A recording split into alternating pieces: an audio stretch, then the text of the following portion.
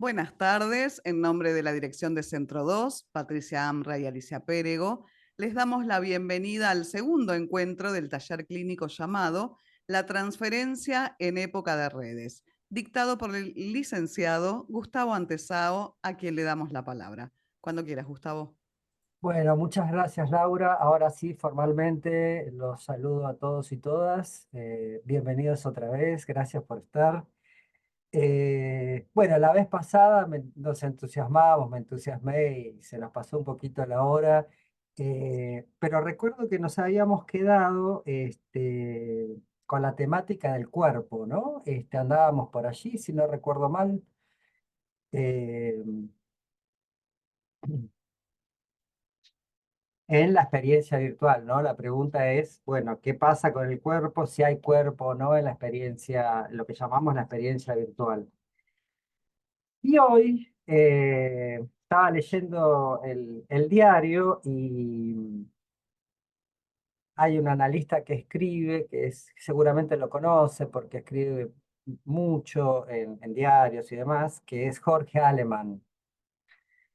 Y él hace una nota, pero yo tomé una frase que él cita de Lacan y creo que tiene mucho que ver con lo que estamos hablando nosotros. Digo, de las experiencias virtuales, lo que ocurre en las redes.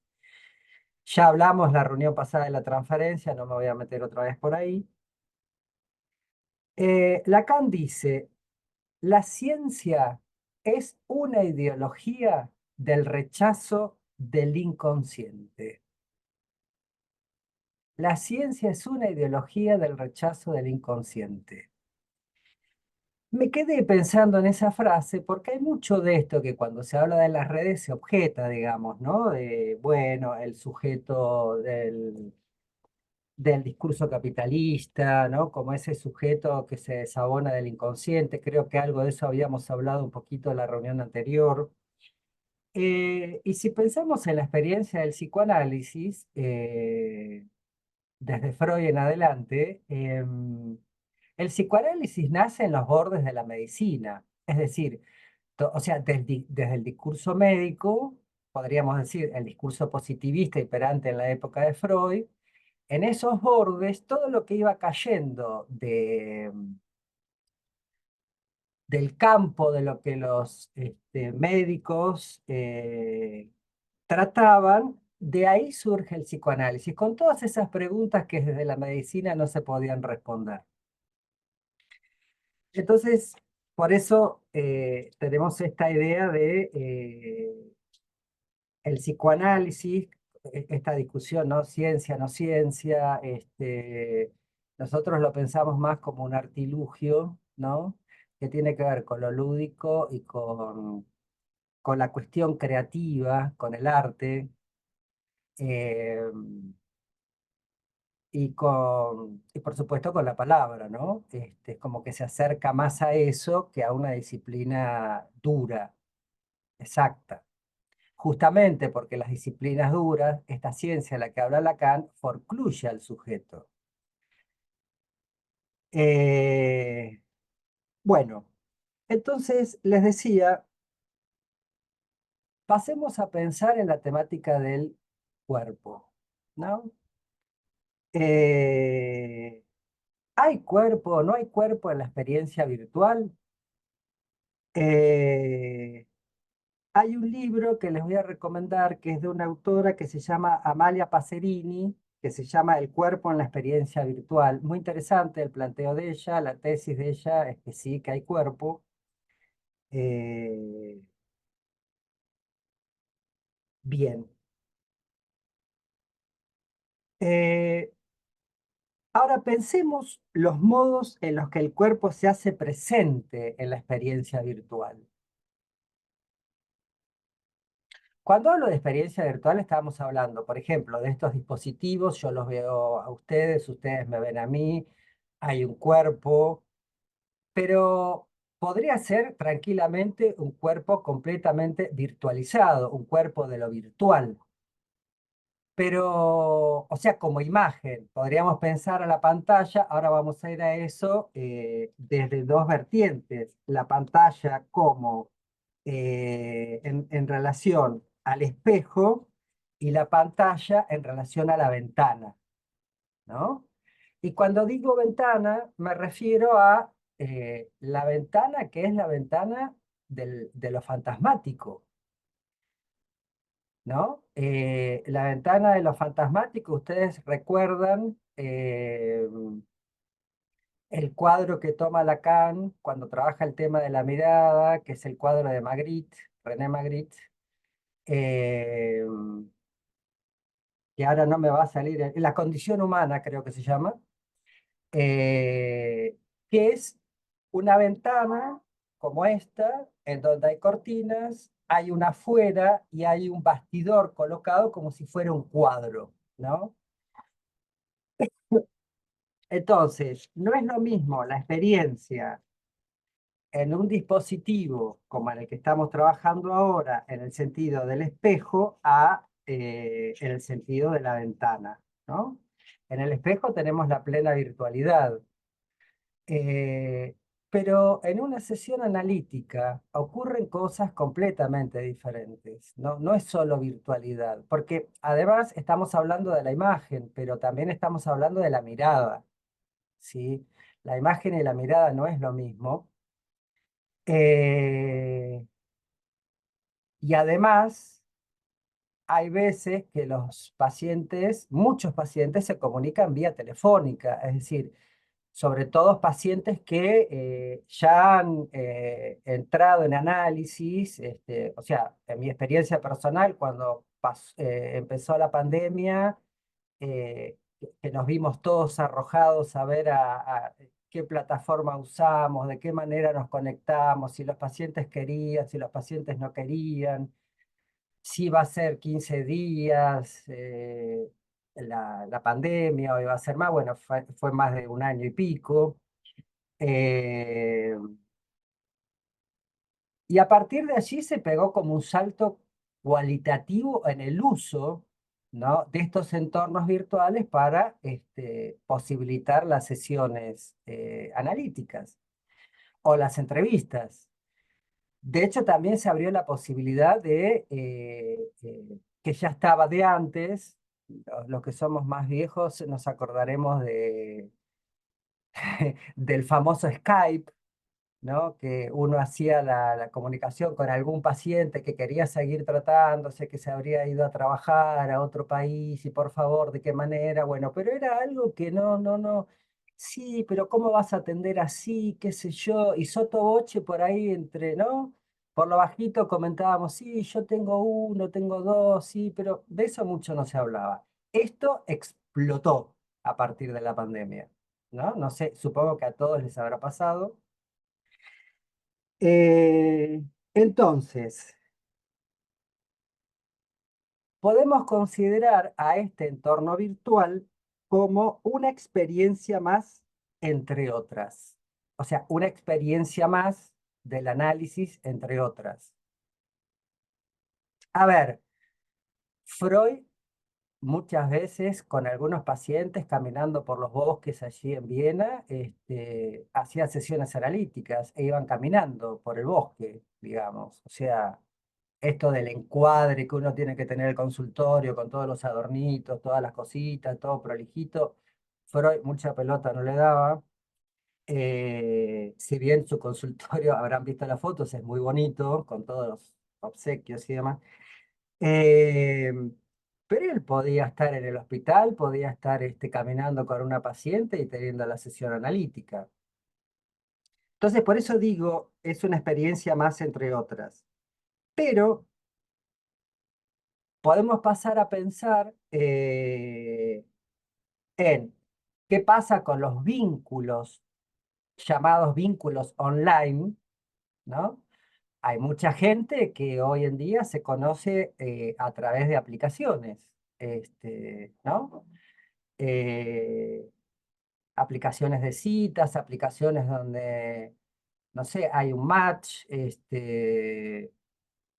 la verdad que yo no las he usado en lo personal, pero bueno, me han contado cómo funcionan, digamos, ¿no? Hay para todos los gustos. En paciente. Eh, En una de esas, el tema de Instagram que funciona como si fuera que se ponen de novio por Instagram y nunca se vieron. Claro, Yo claro. tengo una paciente jovencita que contaba eso y cuando se pelearon sufría igual. Bueno, entonces, en este ejemplo que vos das, Marisa, ahí tenemos algo que está afectando a esos cuerpos, ¿sí? No solamente a los cuerpos. Hago hincapié en los cuerpos porque empezamos a hablar de eso, pero está afectando también a lo que esta persona pueda plantear como sintomatología, al duelo por la pérdida del objeto amado, lo que fuere, digamos. Está presente ahí. Y vos decías, Marisa, no se conocían, ¿no? Entonces, ¿cuál era el objeto que estaba en juego ahí? ¿El objeto vos?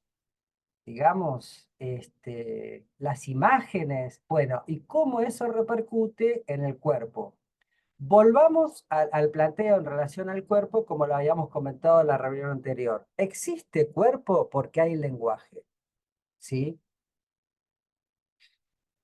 Si no hubiese lenguaje, bueno, estaríamos como sin ese registro de lo simbólico. Ustedes saben que el estructuralismo de Lacan es un estructuralismo que incluye en su formulación un elemento que queda externo, ¿sí? Es decir, cuando un infans, así llama Lacan, para no decir, bueno, ese bebé, ese cachito de carne con ojos que nace, que si bien es esperado, que si bien tiene un lugar en el otro, cuando nace, aparece el cuerpito en la experiencia real, me refiero a la experiencia de la realidad de esa familia, eh, allí pasan cosas. Entonces, el punto de este estructuralismo de Lacan, él lo plantea de la siguiente manera. Lo simbólico produce un desbarajuste en lo real que no puede ser reabsorbido por lo propio simbólico, ¿sí? Es como que hay algo a lo simbólico que siempre se le escapa, ¿sí? O sea, si nosotros pensáramos en los avances de la ciencia y demás, sí, pero el real se corre un poquito más allá, se corre un poquito más allá, se corre un poquito más allá. Eh, y el inconsciente se adelanta con respecto al sujeto a determinadas cuestiones que tienen que ver con estas articulaciones de los registros. Le decíamos, hablando de cuál es ese otro, ¿no? Que hace que esto se corte, porque o el que diseñó el software, o el que maneja las redes, hay un otro ahí dando vueltas. Por eso digo que la experiencia virtual, eh,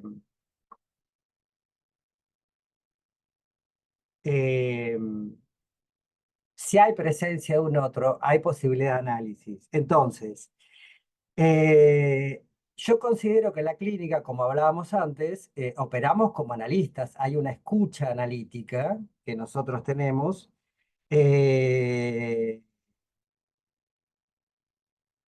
el entorno que usamos, como decíamos, es un entorno virtual, pero lo que ocurre en el decurso de la sesión no es del campo exclusivo de la virtualidad. Allí están los otros registros además del registro imaginario. Es decir, está lo simbólico y lo real, y sus particulares anudamientos en cada analizante. Eh, Conversando alguna vez con algunos colegas, pensábamos esto de si en la experiencia virtual el cuerpo se sustrae, ¿no? Creo que hasta ahí habíamos llegado la vez pasada. Por ejemplo, la sexualidad, ¿no? En un entorno virtual carece de cuerpo. Y no me estoy refiriendo a la gente que consume pornografía, porque eso es otra cosa, después vamos a ver. Pero me refiero a la gente que tiene o se puede conectar con un otro, con minúsculas, con un semejante, pueden armar, como decía Marisa antes, una relación sin conocerse, personalmente, o sea, sin contacto entre los cuerpos, contacto físico entre los cuerpos, y pueden armar un vínculo. Les voy a contar una situación clínica que tiene que ver con esto. Em,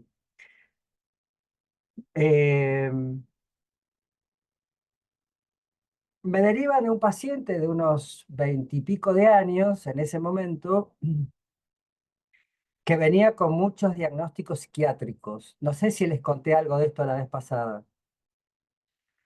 Bien. Entre esos diagnósticos hablaban de esquizofrenia, pero el último diagnóstico que aparecía con mucha contundencia era síndrome de Asperger, que es de los llamados trastornos del espectro autista, ¿no? Ya el tema espectro me genera así como esa cosa del fantasma de, bueno, un espectro, en donde últimamente, yo en un taller anterior me preguntaba qué pasa con el diagnóstico de los autismos que va como increyendo en detrimento de lo que en algún momento se hablaba, por ejemplo, de la psicosis en la infancia, que ha desaparecido prácticamente ese diagnóstico, ¿no? O son autistas o no sé qué son. Y entonces ahí adentro de esa categoría entran como muchas cuestiones. Pero como nosotros, siguiendo a Freud, vamos a la clínica de lo singular, yo creo que la posibilidad es allí poder escuchar qué es lo que está sucediendo, ¿no? Eh, Poder partir de los enunciados del paciente y poder armar allí, si hay una articulación con lo inconsciente, algo del orden de la enunciación inconsciente, justamente. Bueno, este muchacho se presenta, me cuenta de sus diagnósticos, me cuenta de su padecimiento, que es desde los 16, 17 años, cuando él se queda completamente paralizado, ya venía mal. Él era un alumno del Nacional Buenos Aires que había entrado con excelentísimas notas y demás. Y en cuarto año no siente que no puede seguir y en una ocasión tiene que ir a un kiosco a sacar unas fotocopias, no sé qué. Y tiene como una experiencia donde él refiere haberse quedado paralizado en ese momento y que sentía que los otros le hablaban, pero que no le hablaban a él, sino que lo que hablaban le pegaban el cuerpo, ¿no? Como que le pegaban el cuerpo. Si uno toma como determinadas cuestiones, esto de mover las manos, esto de todos los fenómenos que tienen que ver con el manejo o el trabajo sobre, mejor dicho, el trabajo de la emocionalidad del sujeto, podríamos decir, sí, el pibe entra en todas las categorías de un diagnóstico de autismo. Pero yo dije, a mí me guía mucho escuchar de la siguiente manera, cómo un sujeto es habitado por el lenguaje, ¿sí? Cómo un sujeto es habitado por el lenguaje y cómo ese sujeto habita el lenguaje, ¿no? Después vendrá todo lo que querramos hacer del diagnóstico diferencial, porque a veces es muy necesario, pero ustedes saben que el diagnóstico también se hace en transferencia. Entonces, en una entrevista anamnésica, como puede hacer un psiquiatra o un médico, que la tienen que hacer para dar un ingreso, eh, es una serie de preguntas, es como un protocolo y bueno, se diagnostica, es un diagnóstico presuntivo y adelante. Eh, este muchacho en una ocasión me plantea, un poco apesadumbrado, de que él era virgen. En sesiones anteriores me había contado que él tenía un novio que vivía en Estados Unidos, que se llevaba muy bien con él, eh, y sobre todo porque eran parecidos. Según él,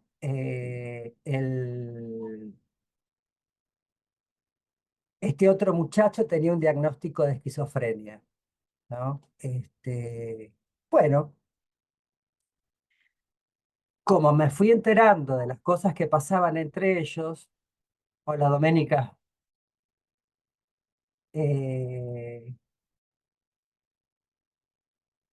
yo me doy cuenta que ellos tienen una articulación con lo sexual entre ellos sin pantalla, que es por mensajes de texto o por mensajes de voz. Ni siquiera es por llamada telefónica. Yo digo, ¿cómo será esto, no? Tener una relación sexual tecleando, ¿no? Uno se pregunta estas cosas desde la propia neurosis, digamos. Pero bueno, ahí funciona, qué sé yo.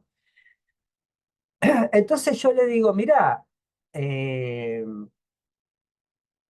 a mí no me parece que vos seas virgen. Vos tenés experiencia y estás en una relación afectiva, que ni siquiera en aquel entonces él lo nombraba a este otro muchacho ni como pareja, lo llamaba por el nombre, que era un nombre ficticio también, eh, pero le digo, ¿es tu novio o es tu pareja? ¿Cómo sería eso? No, no, es mi novio, dice. Bueno, entonces es tu novio y tienen, o sea, de alguna manera es una sanción, tienen relaciones, ¿sí? Esto le provoca un gran alivio a él en su momento, ¿no? Y después empieza toda una fase de trabajo sobre el cuerpo de este paciente, porque él, en palabras de él, lo que quería hacer era feminizar su cuerpo, mi paciente. Yo le pregunto de qué se trata eso. Y por lo que venía escuchando, por la relación que había tenido con el padre, ya fallecido, digo, me parece que no se trata de que vos estés buscando feminizar tu cuerpo, vos estás tratando de suavizar lo masculino de tu cuerpo. Ah, bueno, con eso más o menos me puso en un altar, no sé qué, no sé cuándo, porque yo notaba que la cosa iba por otro lado, ¿no? Cuando él empieza, que yo lo ayudo a armar toda una estrategia de tratamiento hormonal, a todo esto no lo había visto nunca. Nunca se comunicó por, por videollamada, siempre era llamada telefónica. Yo lo vi, yo creo que está haciendo el tratamiento hormonal en el Fernández. Ustedes saben que los hospitales públicos de la Ciudad de Buenos Aires, por lo menos hasta ahora, la gente que quiere eh, tener otra apariencia, quiere cambiar el género, se autopercibe de otra manera, como se dice ahora, o lo que fuere, tienen una entrevista o varias entrevistas, en algunos casos los autorizan y en otras no. A mí lo que me preocupaba particularmente de esta situación clínica era si la cosa venía con la mutilación y el cambio. Él me dijo que no, que él que en sus partes masculinas, todas depiladas, todas afeitadas y demás, estaba fenómeno, que eso andaba todo bien.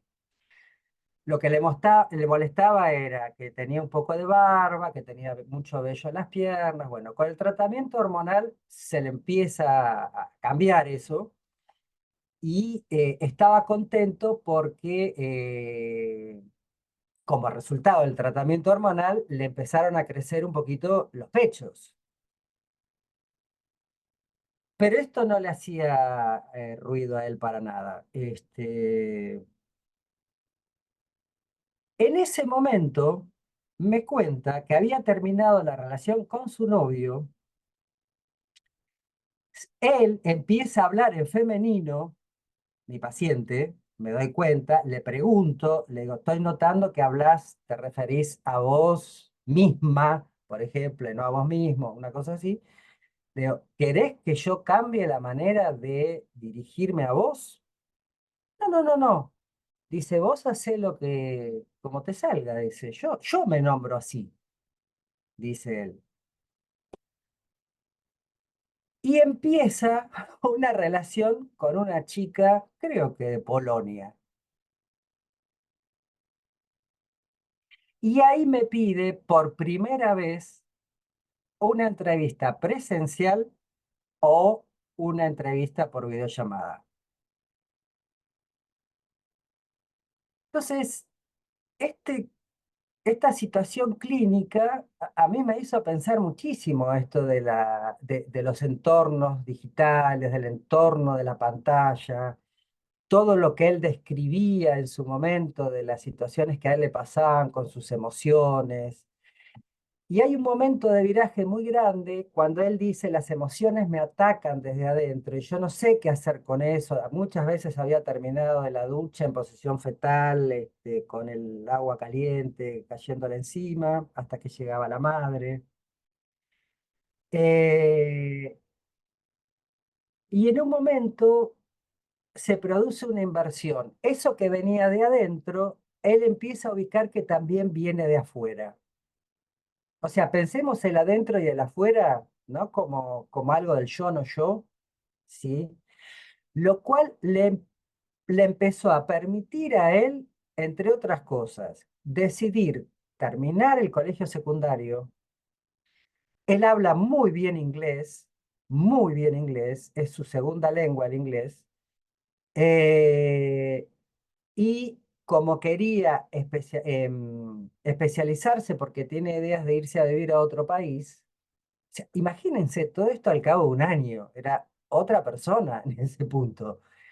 Eh, y todo esto fue a través del teléfono. O sea, ahí hubo cuerpo, ahí hubo objeto A, ahí hubo angustia, articulación de los registros, ¿no? Esa es una experiencia, digamos, que me parece que tiene que ver con esto del cuerpo, ¿no? Hablábamos muchísimo de su cuerpo, él hablaba mucho de su cuerpo, de los problemas que tenía. Eh, Claramente no era la misma situación del neurótico en este punto de, bueno, porque todos de alguna forma u otra tenemos algún problema con lo que Lacan llamaría nuestra propia anatomía. No nos gusta la nariz, no nos gustan los ojos, no nos gusta el pelo, bueno.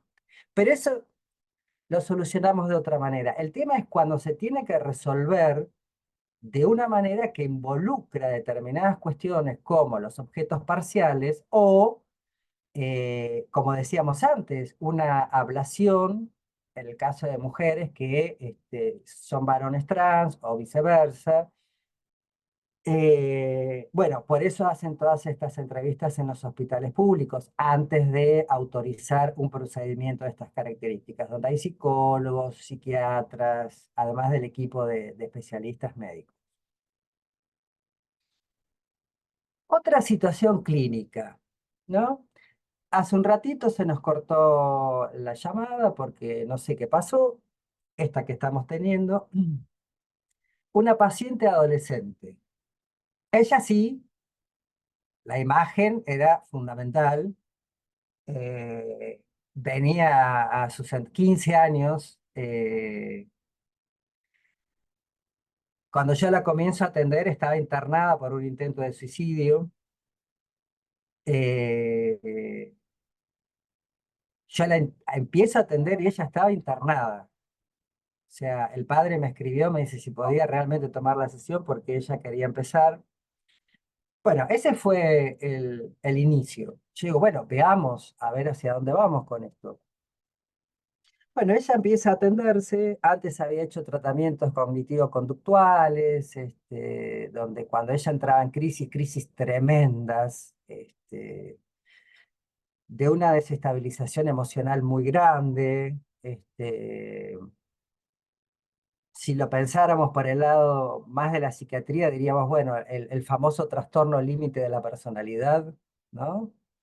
Que cuando aparece es tan como desestructurante porque el sujeto se queda sin la plataforma fantasmática momentáneamente. Eh, Ella venía impecable todas las sesiones, se peinaba, se arreglaba, bien adolescente, pero... eh, y hubieron dos situaciones. En una, por eso les hablaba del objeto A, ella se angustiaba mucho en las sesiones y a veces me decía, no puedo seguir, por favor, ¿podemos seguir la próxima? Muchas veces yo asentía, muchas veces le preguntaba algunas cosas más y continuábamos la siguiente. En una ocasión que se angustió mucho, ella dijo no puedo más y ¡tum! Corta, presiona la tecla y corta la llamada. Eh, yo dejo pasar un rato, le escribo y le digo, vamos a retomar esto. Y a la vez siguiente, cuando retomamos eso, le digo, mirá, ¿qué hubiera pasado si estábamos en el consultorio y vos te angustiabas? Después la atendí presencial a esta paciente. ¿Qué ibas a hacer? ¿Abrías la puerta y salías corriendo? ¿Cómo era? ¿No? Digo, y además no me gusta porque no sé si lo actué o realmente estaba medio enojado, pero no importa, lo puse en juego. Y le digo, mira, no me gusta porque me parece una falta de respeto. Digo, decime, como me decís otras veces, no puedo más y seguimos la próxima, pero no, tunk, ¿no? Entonces, te desconecto de mí, me desconecto de vos, y esto de la conexión-desconexión, ¿no? Bueno, me piden millones de disculpas y qué sé yo. En otra ocasión, donde entra en crisis, empieza a romper todo su cuarto. Ya tenía la computadora, se empieza a pegar, empieza a romper con los dientes algo, el uniforme de la escuela creo que era. Bueno, yo ya había visto lo suficiente, le digo, fulanita, ¿podés parar un momento? ¿Podés parar? Te vas a reventar la boca arrancando así. Después seguís si querés, seguís. Pero paremos un poco ahora. ¿Qué te pasa? Contame qué te pasa. Hablemos de eso. No importa lo que era, pero hablemos de eso. O sea, indudablemente está ante la presencia de un acting, ¿no? Y yo decía que qué curioso eso también, porque en general nosotros no estamos en presencia de los acting de los pacientes cuando están ocurriendo. Vienen y nos cuentan lo que pasó y a partir de ahí uno puede intervenir. Eh, Quizás puede producirse un acting dentro de la sesión analítica, no del entorno virtual, sino presencial también puede pasar. Pero de esta manera, todo ese despliegue, yo no lo había observado en otra ocasión. Bueno, esto la calma enormemente, se pone a llorar, hablamos, qué sé yo, me pregunta si se podía prender un cigarrillo, le dije sí, prendete un cigarrillo. Un cigarrillo, le digo, no fumes porro, porque yo sabía que fumaba porro. Le digo, cigarrillo sí. Este, bueno, eh, digo, estas situaciones, digo, si ella se angustia de esta manera, se angustiaba de esta manera, ¿no? Estamos hablando de que algo de la presencia del objeto A estaba en juego. Y el objeto A no es del orden de lo imaginario y tampoco es del orden de lo simbólico. Tiene más que ver con lo real, ¿no? Eh, no sé si me quieren preguntar algo, quieren comentar algo. Hola, sí, buenas tardes. Mi nombre es Lourdes Manchego. Lourdes. Sí, te estoy escuchando atentamente y nosotros estamos haciendo en Centro 2 un trabajo con unas clínicas con niños y adolescentes. Ah, Sí, en un posgrado. Y se me vino una pregunta a la cabeza cuando dijiste lo del acting out. mm. ¿Los niños para vos son más propensos a ser acting out delante del analista?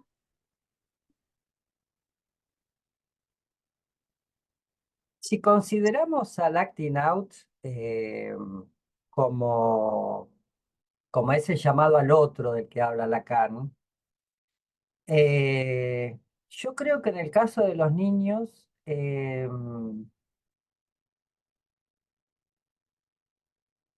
estamos hablando de niños pequeños, digamos, o sea, más chicos que púberes, ¿no es cierto? Sí, sí. niños de 7, 6, 8 años. Sí, yo no sé si podríamos llamarlo, es una muy buena pregunta, no sé si podríamos llamarlo cabalmente acting out, pues para pensar un acting out en el sentido como lo plantea Lacan, ¿no? Este, cuando trabaja el cuadro de doble entrada, ¿no? De inhibición, síntoma y angustia en el seminario 10, alrededor de la angustia pone el acting out y el pasaje al acto. Y el vector que cruza todo ese gráfico, ¿no?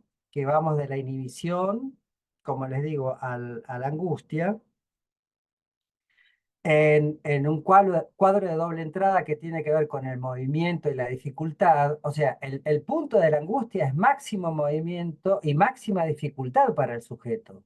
Por eso las salidas fallidas que tienen las personas son a través de la insoportabilidad de la angustia, el pasaje al acto o el acting out, ¿sí? Eh, Pensaba en esas madres que dicen, oh, ¿no? Llego yo a la casa y estaban re bien, los estaba cuidando la abuela o la no sé quién, estaban re bien, yo llegué y se produce un despelote porque llegué yo a la casa y demás. ¿Eso es un acting out?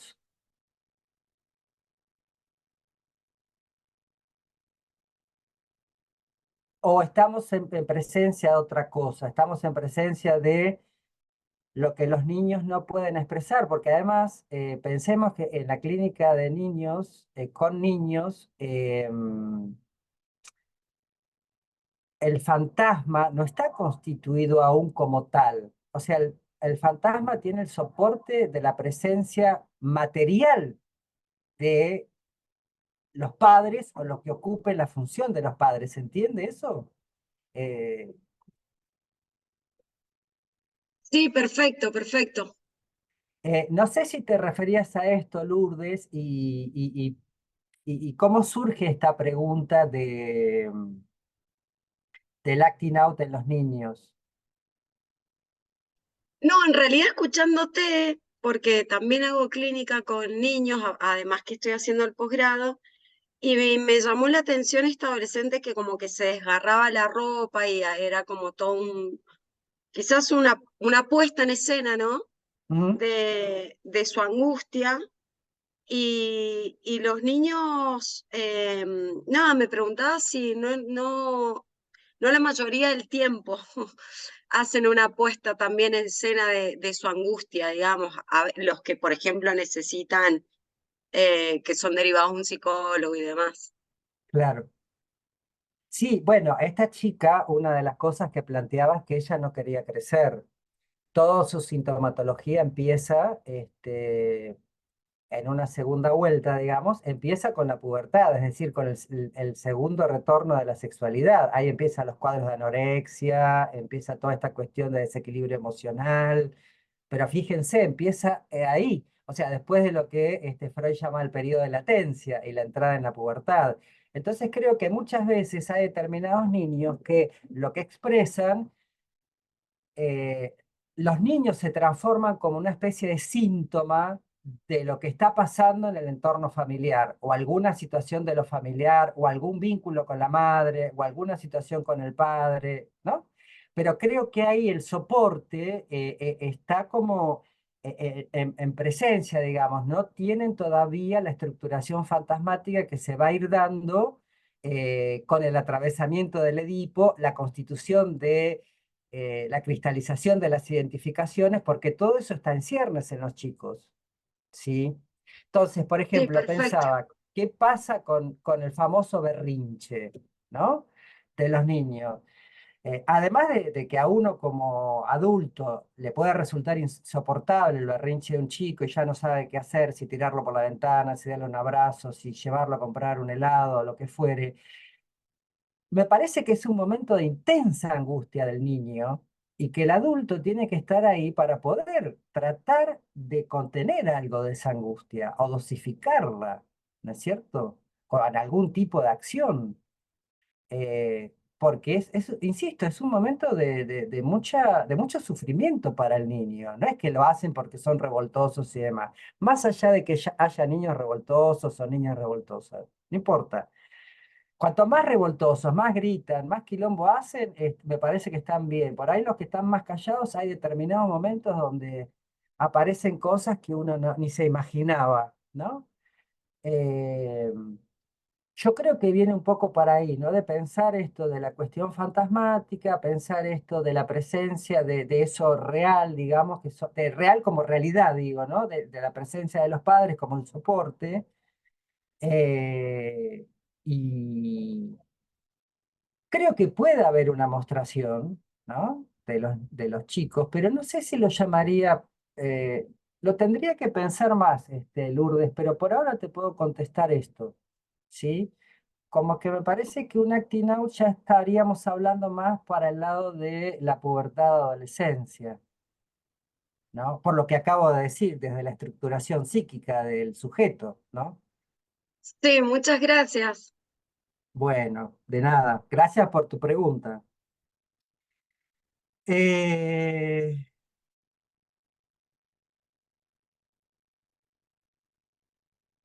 bueno, sigo un poco más. Hoy no me voy a pasar porque la vez pasada me pasé con el horario, así que bueno, entonces, decíamos que desde el psicoanálisis el cuerpo es entendido como efecto de la palabra sobre el organismo en contacto, perdón, en el contexto del significante. Es decir, el organismo como organismo, el soma, dice Lacan, está perdido cuando el infans entra en el campo del lenguaje. Ahí se desnaturaliza esto y empiezan a pasar una serie de cuestiones que son estructurantes para el psiquismo y fundamentales. Entonces, si consideramos a la vertiente del lenguaje, o como decía Lacan, la vertiente lenguajera, o sea, el significante, de las marcas del cuerpo, la posibilidad de inscripciones y de huellas, también lo podemos pensar en la experiencia virtual.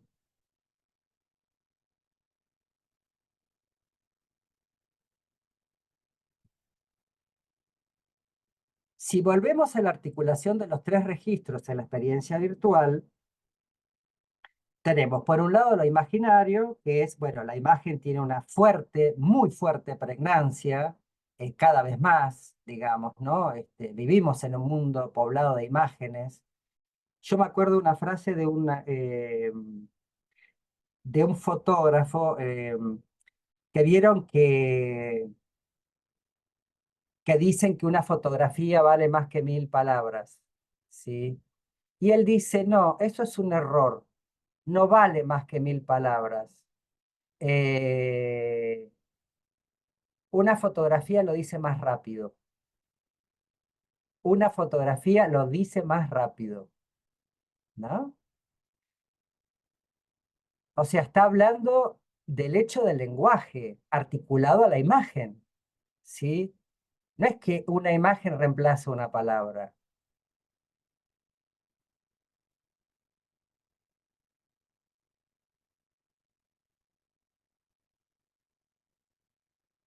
Además de lo imaginario, de la imagen que decíamos, también es posible en la experiencia virtual situar identificaciones e inscripciones simbólicas y, como les decía antes, si consideramos al registro de lo real, tenemos al objeto A que nos permitiría pensar en la vertiente de lo pulsional del cuerpo en la experiencia virtual. ¿Sí? O sea, aparece lo pulsional, ¿sí? Pero en cortocircuito, digamos. Gustavo, déjame, no sé si es una idea loca, pero mientras estabas hablando, es como que en las redes, en las apps, en todas esas cosas, hay como algo antagónico, ¿no? Como algo que se mira y no se toca, ¿no? Esto de exponerse, ¿no? Pero nunca se llega a un encuentro verdaderamente propiamente dicho con el otro, se queda ahí, se detiene. Y del otro lado aparece algo como que se va, se apresura, ¿no? Se hace agua ese encuentro con el otro. O sea, como tenemos algo que se detiene, esto, no sé, se me dio así recién, se me pasó por la cabeza, y algo que se apresura, como un corto ahí que hay con la pulsión. digo, no sé, me parece, ¿no? Como que se queda ahí, ¿no? Hay algo que de ambos lados pasa, o se expone mucho o se... Escamotea. Sí, sí, exactamente. Y después lo que vos dijiste, esto de nombrar lo que te pasó con tu paciente, este chico, ¿no? Ujú. Cuando vos lo nombraste, le diste un nombre a lo que le diste la palabra, ya él comenzó todo esto, ¿no?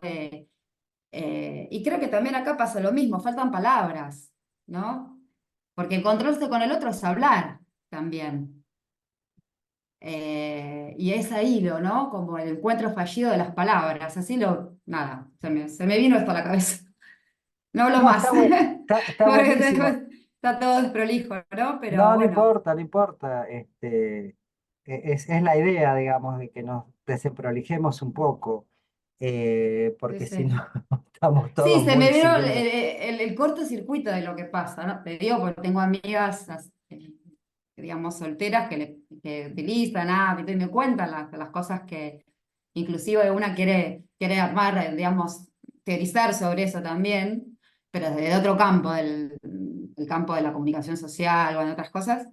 Y pasa esto, claramente, con nuevas cosas que pasan en las redes. Me viene a la mente dos películas que a mí me gusta mucho el cine. Una es una película inglesa que se llama El empleado nocturno. El empleado nocturno es una película que debe tener más de 10 años, seguramente. Es una película inglesa, como que les decía, que es de un muchacho que es autista, según empieza la película así, y trabaja de noche como recepcionista en un hotel. Entonces, lo que él hace es instalar cámaras en las habitaciones, pero no porque fuera un voyeur, ¿no? No le interesaba eso. Lo que él quería lograr era ver cómo las personas, entre comillas, se comunicaban. Y digo entre comillas porque lo que vos planteabas, sabemos del psicoanálisis que toda comunicación humana es un malentendido. O sea, vos podés estar muy segura de lo que dijiste, pero no tenés ni idea de lo que yo escuché de eso que vos dijiste, y viceversa. Entonces, en ese sentido es fallida, ¿no? Eh, Quiere decir que el psicoanálisis y el sentido común no se llevan muy bien en este punto, porque ¿qué es el sentido común? ¿No? Si justamente estamos haciendo el foco en la singularidad, en lo común tenemos la masa. Entonces, este pibe se pone a mirar por las cámaras y lo que intenta hacer es reproducir esto, ¿no? El diálogo de una pareja, que bueno, y cuando alguna de esas parejas iban hacia el lado de la intimidad, él cortaba la cámara, no, no le interesaba eso, quería ver cómo se comunicaban. Hasta que una noche llega una chica a registrarse al hotel y le hace una pregunta. Empieza a charlar, él se siente medio incómodo porque ya tenía que hablar con alguien, medio por fuera del horario, pues una chica joven que venía de mochilera, no sé qué, y le dice, ¿vos cómo estás? Le pregunta ella a él.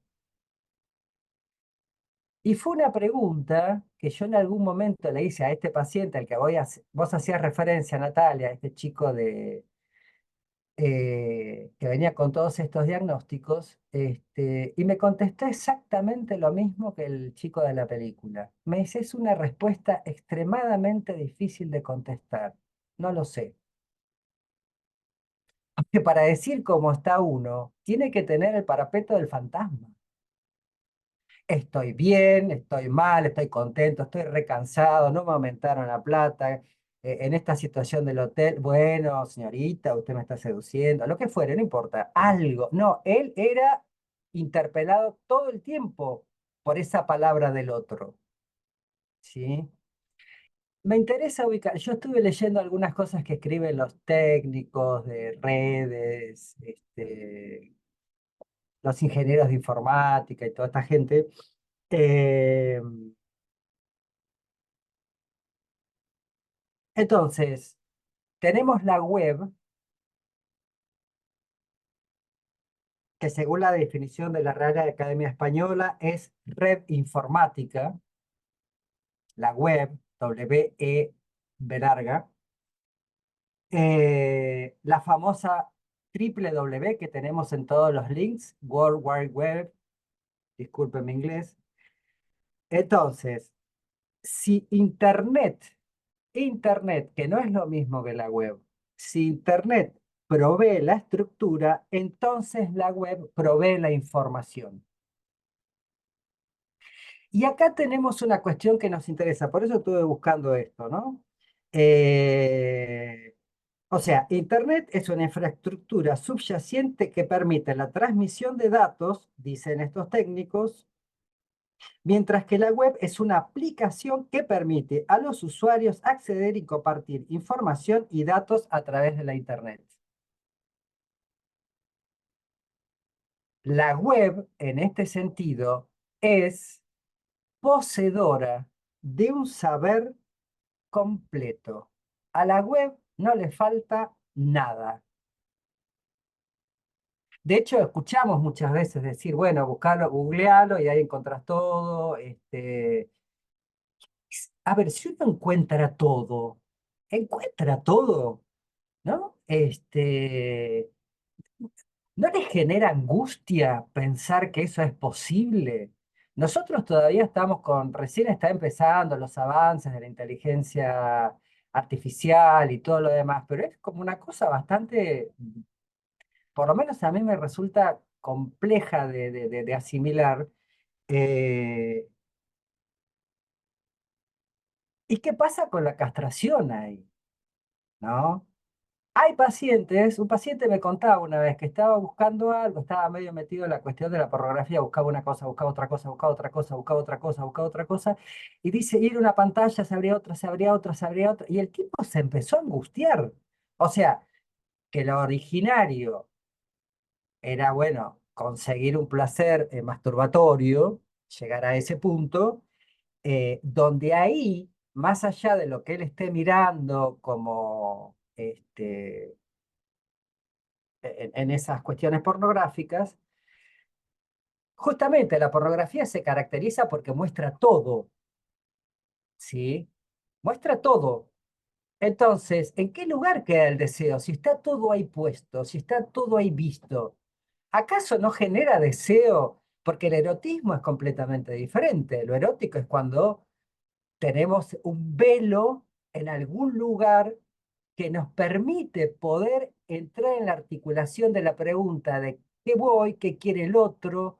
Eso a su vez lleva a interrogarnos por el propio deseo, etcétera, etcétera. Si yo lo veo todo, ¿cuál es? Además, no hay cosa más aburrida que eso, digamos. Si ustedes leen Filosofía del Tocador del Marqués de Sade, toda la parte que es política es excelente, pero la parte donde él describe todas las cosas que hacían es un embole, son siempre las mismas escenas, una tras otra. Puede haber una persona más, una persona menos, 5 mujeres, 10 negros, 4 gatos, 2 perros, no importa, pero las escenas son siempre las mismas. Mostrar todo. Sí, pero en Google, ponele que vos le preguntás, es una ilusión que está todo, porque siempre hay un error detrás. El que carga eso hay alguien, ponele que le preguntas a Wikipedia. Es una construcción entre todos. El saber va cambiando, ponele. Sabe un poco ahora, pero en una de esas, ponele que hable de los agujeros negros, qué sé yo, de astronomía. En un tiempo se va a saber otra cosa. Eso no está ahora. No está todo. Pero ofrece, tenés razón en lo que decís, yo coincido con vos, no está todo, pero la ilusión de lo que es la oferta de estos dispositivos es que ahí está todo. Los nenes me llama la atención. Tengo un pacientito que él le pregunta, él agarra el teléfono y dice, yo le pregunto a Google. Y el día yo le decía, ¿y será que sabrá Google? Porque mira que a veces se equivoca, ¿eh? ¿Y a vos te parece que Google se equivoca? Me decía, no, no puede ser. Tiene 7 años. Es genial la pregunta del nene. ¿Google se equivoca? O sea, Google es un otro entonces. Es un otro barrado para ese nene. Che, Google se equivoca. O sea, ya que se lo pregunte, es que lo puede barrar a ese otro. Pero hay mucha gente que no. Entonces, no sé si la vez Yo, pasada yo les comenté que hice una pequeña... Perdón, ¿hay alguien que quería hablar? sí, yo, Ah, Gustavo, yo pensaba cuando vos decías, hablabas del fantasma, qué me quiere el otro, qué quiere el otro, etcétera.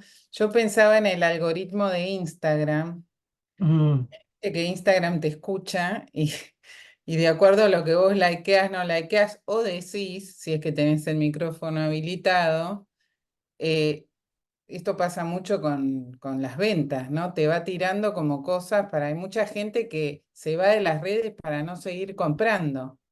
claro. Entonces hay un punto donde la web, eh, obviamente no se angustia, pero no sabe qué quiere el otro. Hay algo, o sea, no tiene todo, no, va en busca de aquello que no tiene, que es, no la red en sí, ¿no? Digámoslo, está diseñada como para ir en busca de aquello, digamos, inasible, que sería el deseo de las personas. Tal cual, y ahí, pero está perfecto lo que decís, es el atributo que cada sujeto le da a ese entorno virtual. Mm. O sea, si yo pienso que va a estar todo, va a estar todo. Yo les conté en la reunión pasada que yo estaba con un teléfono de los primeros que me compré supuestamente inteligentes,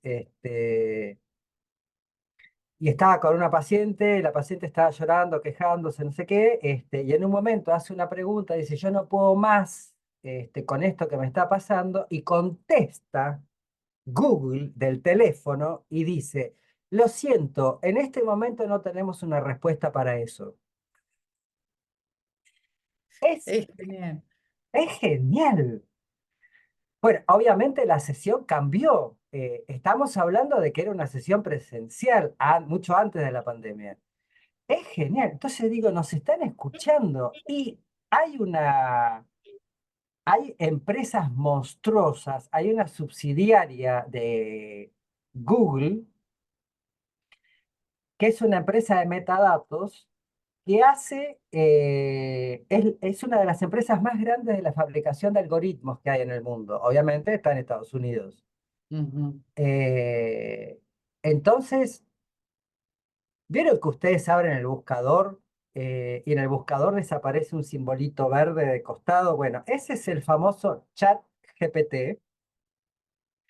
Hagan la prueba en la versión gratuita que viene incluida y pónganle lo que ustedes quieren que les responda.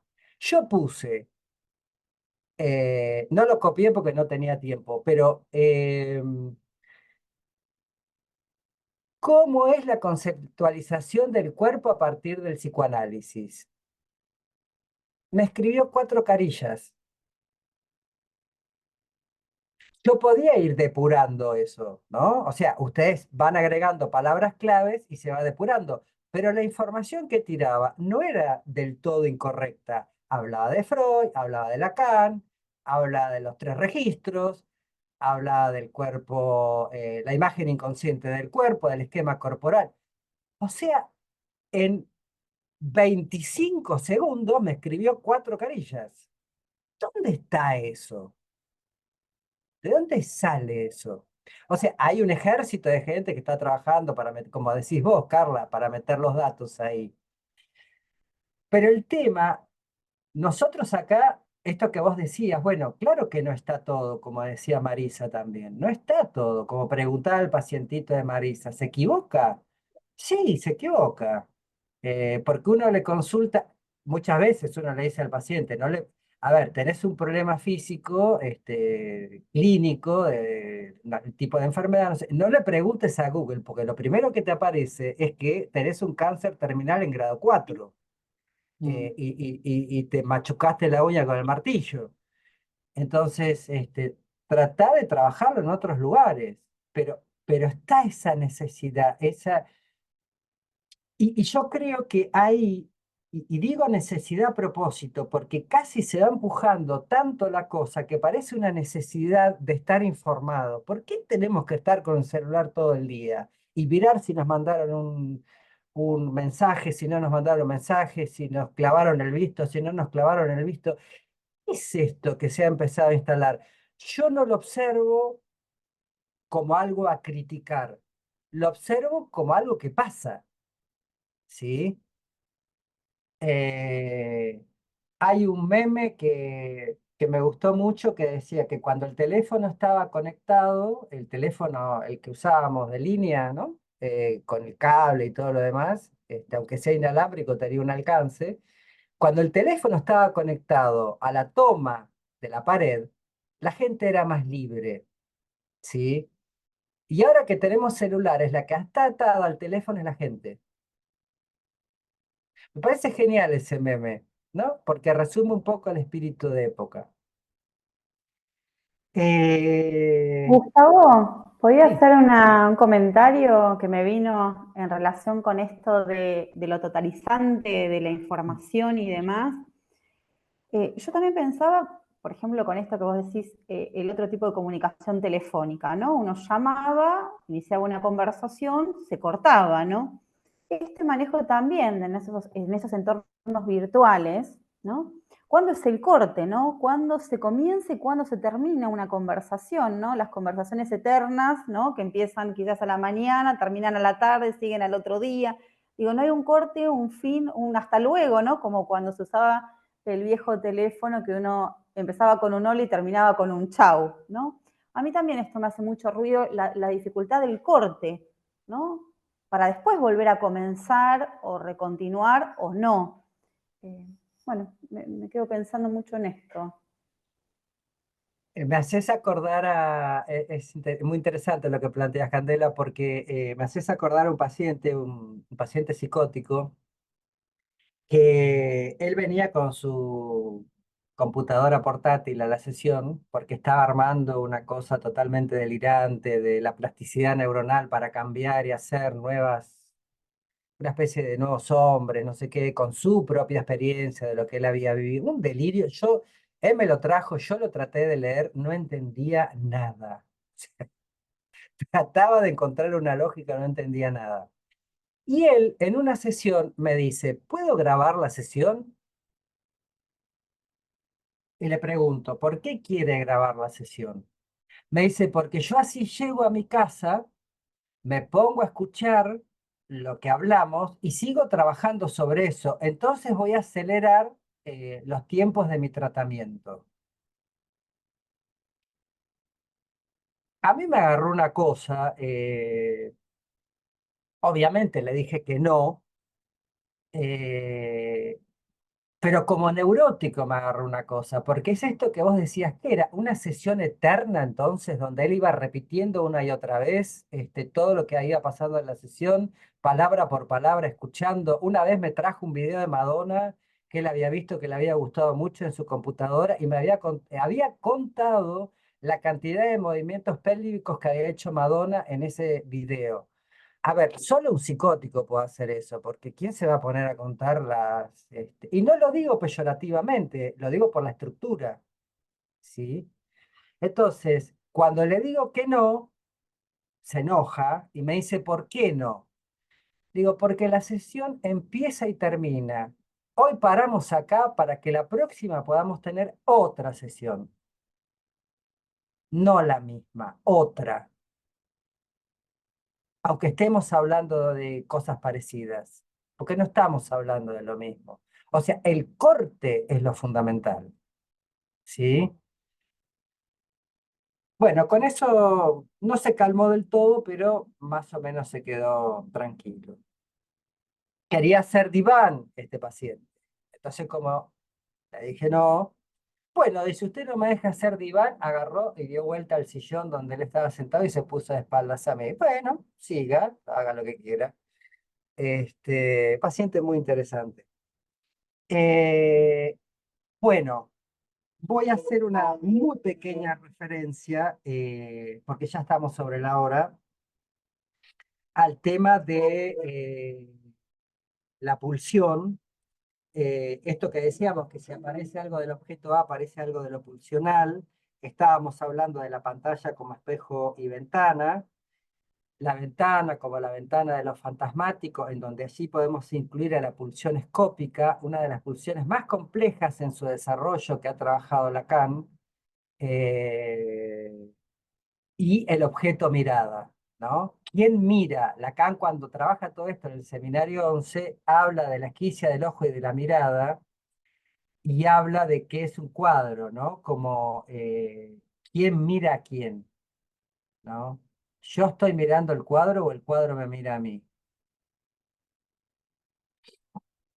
Eh, es decir, entre el ojo y la mirada hay una distancia. Nosotros podemos hablar, siguiendo a Freud en la gramática de la pulsión, vieron que Freud habla de en la pulsión tenemos la voz activa, la voz pasiva y una voz que articula las otras dos. La voz pasiva de, perdón, la voz activa de la pulsión, por ejemplo, en el caso de la mirada sería mirar. La voz pasiva, ser mirado. Y la que articula las otras dos es hacerse mirar, ¿no? Eh, bueno, me quedaron muchísimas cosas afuera que no, no pude.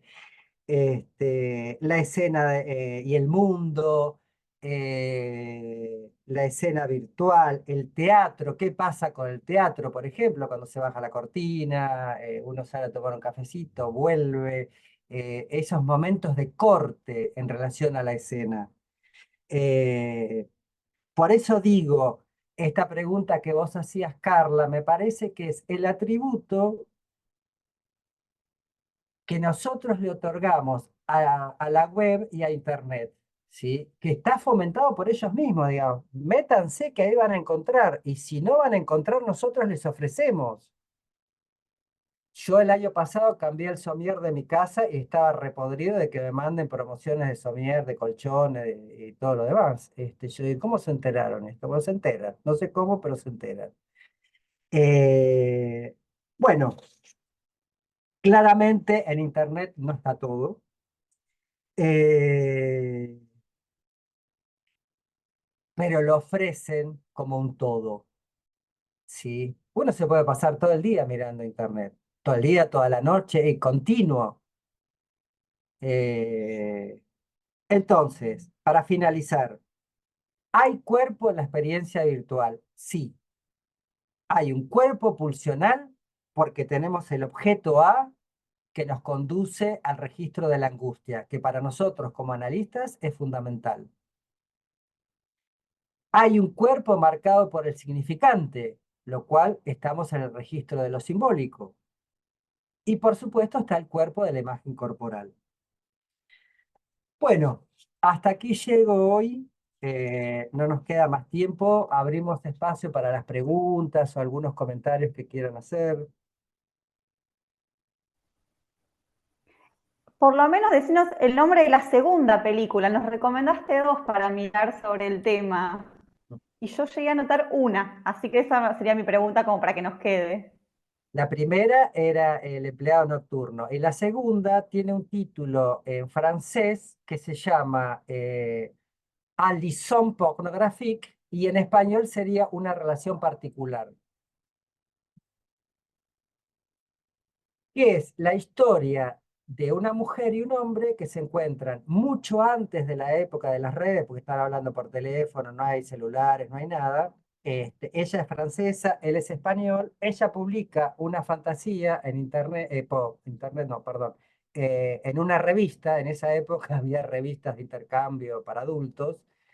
Publica una fantasía, el chabón se engancha, el hombre se engancha, tienen llevan adelante la fantasía. Lo interesante de la película es que la cámara llega, cuando ellos se meten al cuarto a hacer lo suyo, no les voy a spoilear la película, pero te vas a quedar con las ganas de saber cuál era la fantasía, porque ahí no aparece, en ningún momento muestran la fantasía. Lo que sí aparece es que la cosa cambia rotundamente cuando hay un momento donde la cámara entra en la habitación donde ellos están y uno dice, bueno, acá va a aparecer la fantasía que tenía, no sé, el tipo colgado del ventilador, ella no sé dónde, no sé, cualquier cosa. No, y no aparece eso, lo que aparece es una declaración de amor.